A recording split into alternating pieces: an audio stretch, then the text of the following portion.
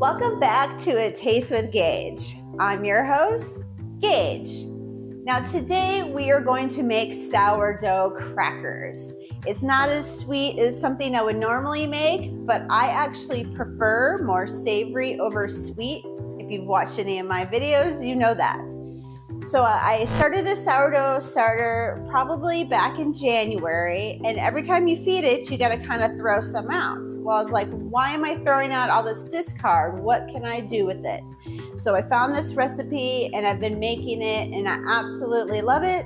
So join me while I show you how to make these sourdough crackers.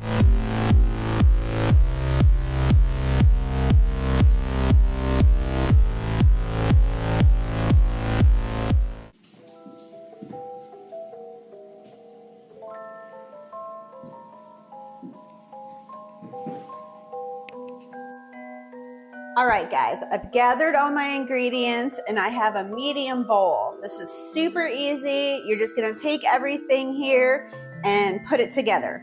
So let's get started. Now, this is my sourdough starter. This is before it's been fed, so it's a little loose, it's happy, it's ready to go. You want 3/4 cup of this. She is very happy, but she's very hungry. So what we're gonna do right now is we're gonna feed her with the flour. Let's make sure we don't make a mess-ish. Always do. You can smell the alcohol coming off of it. It smells like a dirty beer. All right. So we have a 3/4 cup of sourdough starter and a cup of flour. Or did I get those backwards? Read the ingredients list. Put all this in there.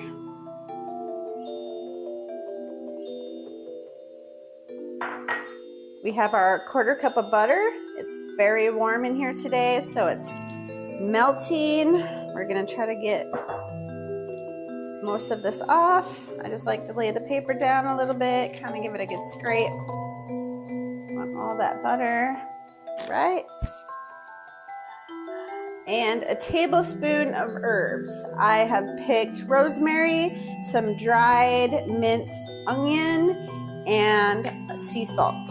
So put a mix of that in there. Maybe a little bit more.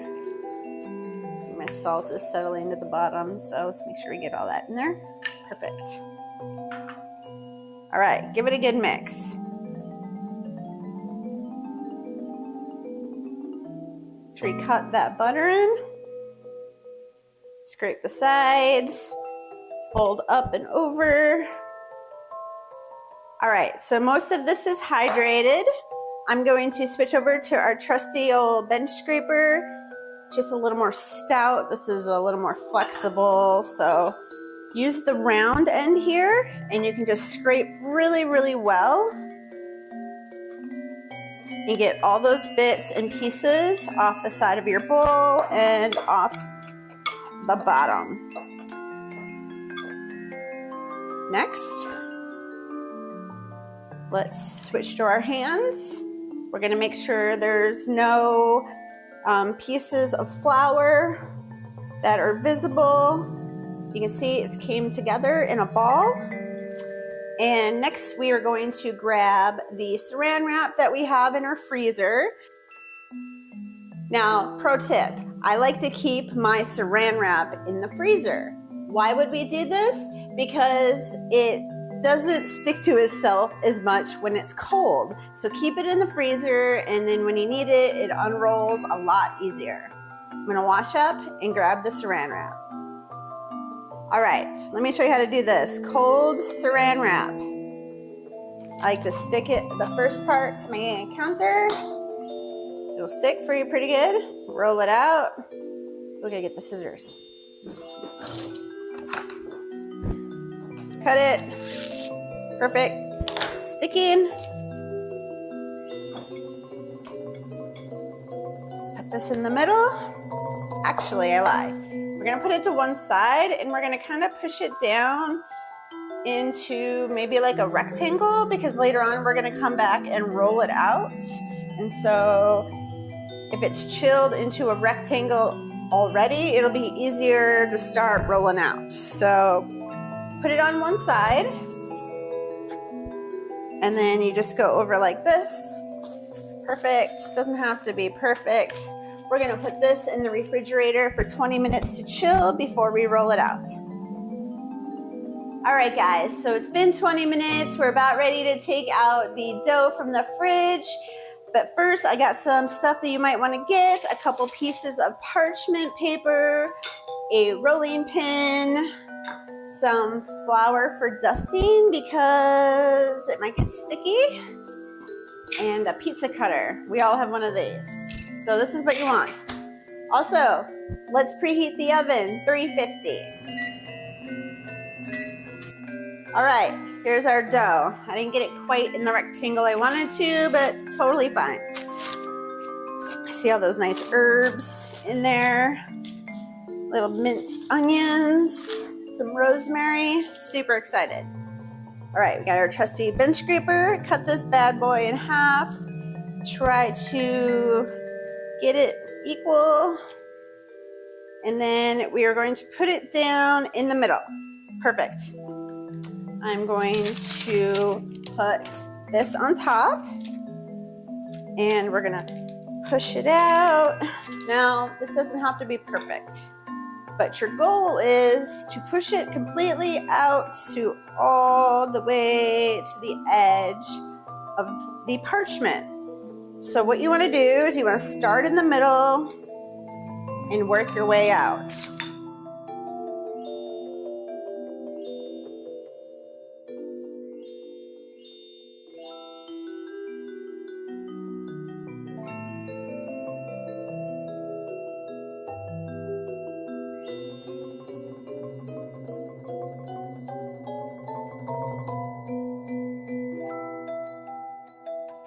I'm gonna stop there. Looks perfect to me.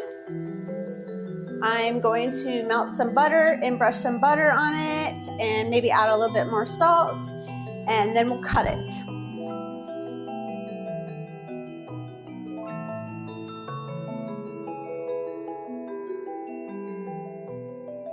I like to cut them on the bigger side, but you probably should cut them a little bit on the smaller side, because you want that heat when you put them in the oven to kind of get in the middle, because you don't want your edges, oven's ready, you don't want the edges to brown real well and then have the middle more raw.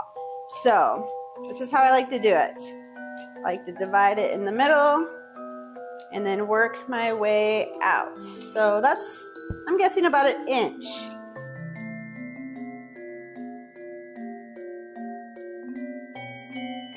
So I think these are great. Let's put them on the pan and get them in the oven. So be careful, because these are very thin. I like to put the pan right here and just slide them right on. Just like that. All right, guys, I got these cut out onto the sheet pans, and let's get these in the oven for 15 minutes.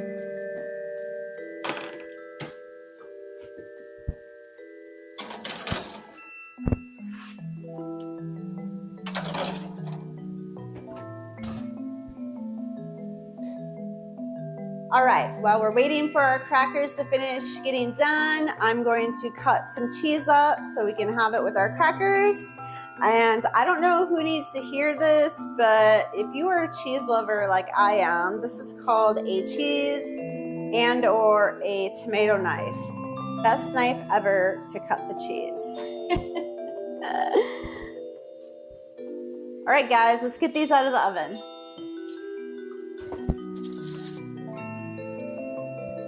They look so good. And they may smell even better. All right, we're gonna let them cool down a little bit and we're gonna test them out. Guys, we have our crackers in a bowl. Let's take a look at them. It's about the size you want. Some of them are a little bit bigger. No big deal, but look how thin that is. You want that? Did you hear it? I'll do it again in the microphone. This one. Perfect. You want that crisp. That's what you're going for. Now let's try it with a bit of cheese.